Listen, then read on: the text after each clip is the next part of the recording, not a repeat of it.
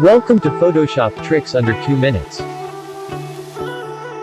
Duplicate your subject layer by pressing Ctrl J, or dragging the image onto the plus sign on the bottom right of the Layers panel.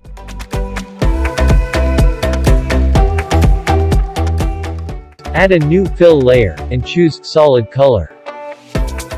Make your new solid color layer red. Choose Color Burn. Then merge the red layer with your image.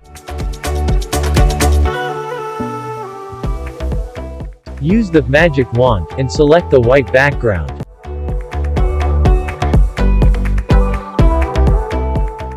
Don't deselect the magic wand. You may now delete the red layer or disable the visibility.